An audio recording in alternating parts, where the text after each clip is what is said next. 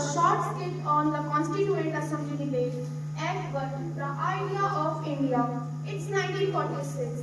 The British have agreed to transfer the power. The Constituent Assembly gathered all the men, women, scholars and freedom fighters to make India a nation from scratch. India is about to write its own destiny.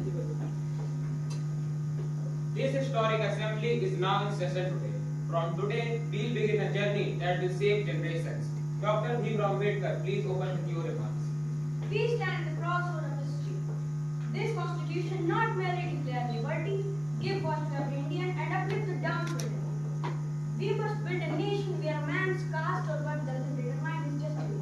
Let's fraternity, equality and justice be the pillar of it. India is waking up to freedom.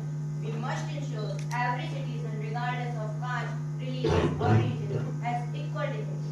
After centuries, our greatest task is to give India a soul rooted in democracy.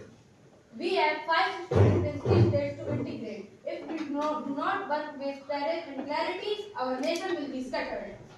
Yes, but unity must not erase diversity. India must be secular, not merely in laws but also in spirit. Right, Act 2. We speak of liberty, but what of the people who sleep Sunday give real freedom, rights to work, housing, food and dignity? It will provide fundamental rights and directive principles to ensure education, health, fair wages, and end to poverty. Freedom of speech, belief, and wealth must be guaranteed. But with responsibility to maintain order, democracy survives only when both exist together. Women must be equal in every sphere of life, in law, marriage, property, education, and work. We can no longer accept women being treated as a second-class citizens. Our rights are not just.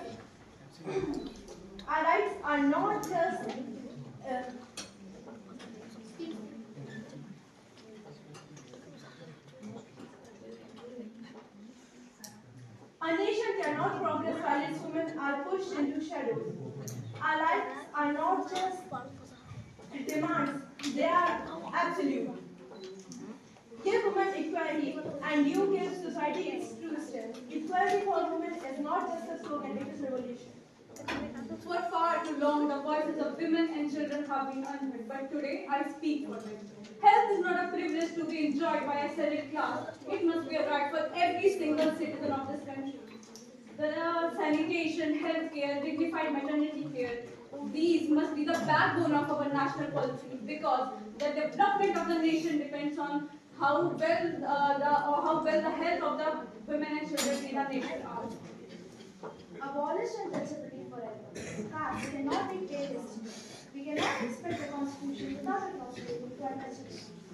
We must write a law for no person on this land who is lesser just because of their birth. Untouchability is not a tradition to be preserved, it is an injustice and misgivings from us. Freedom isn't just the breaking of chains, it's walking like you own the ground beneath your feet. And we must remember that a country is not completely independent unless every woman can walk, speak, and rise freely. Freedom is not just a favor to be granted, it's our birthright, and we, with the help of our constitution, will claim it with pride. Let us remember, if one region flourishes while another starves, if one industry prospers while agriculture collapses, if one class enjoys the privilege while another struggles for their survival, then our constitution will be incomplete, no matter how beautiful it is. Act 3. Shaping the nation. Now come to the complex issues. Language, federalism and symbols. Let us debate language and federal structure. Let us remember the millions who toil in our field. For farmers, freedom means two simple things, bread and dignity. Let us pledge that the India we are building will lift the poor, empower the labor and open doors of opportunity to every common man. The minorities must have freedom to worship, educate and preserve heritage because a nation feels strong when all the groups are secure. There must be both citizenship. Equality must be sameness before the law. Honorable President and esteemed colleagues, we are building not a merely government, but a nation for a nation to survive. Clarity and unity must be its guiding principles. Today I speak about both citizenship for every Indian. We cannot allow this land to be divided into split after it has already been divided into geography. Let no India consider him as a resident, progress first and nation later. Hindi. Hindi should be the national language also, but we have to respect all others and all the other languages also. While shaping the nation, let us remember that democracy is not just the rule of majority, it is the protection of minority as well. We must ensure safeguards so that the government of today and tomorrow cannot silence the critics. Emergency power must not be an excuse for tyranny.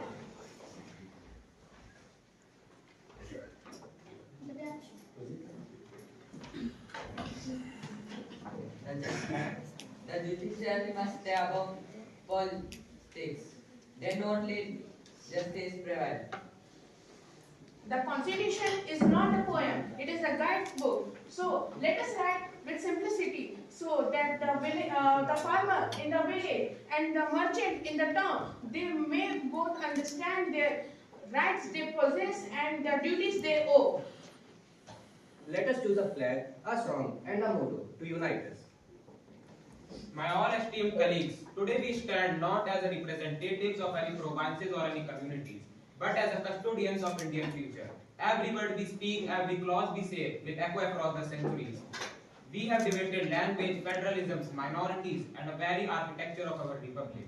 These discussions have been passionate, but always rooted in love for our motherland. Let us remember, we are not merely framing the administrative rules, we are crafting a moral compass of a civilization. In this house, differences are natural, but our strength lies in our ability to rise above them. Let no personal pride, no historical grievance cloud our judgment. We do not merely write laws, we write the hope of billions of hearts that are yet to be born. So let's carry out this duty with unity, wisdom, and humility. Our constitution is not only the soul of our India, but it's also our rightful place in the world. As we step onto the global stage as a democracy, we do so, we commit ourselves to peace, cooperation and shared progress. Let us try to build a nation whose values, liberty, justice and equality illuminate not just our own society, but also extend and shine far beyond the borders. These ideals must guide our actions, shape our institutions, and inspire our citizens. India must stand as a voice of harmony among the citizens, among the nations also. Demonstrating that the true strength lies not in power alone, but in compassion, dialogue, and unity. In an increasingly interconnected world, may we continue to uphold the principles that define us and contribute to a future rooted in dignity, respect, and mutual understanding.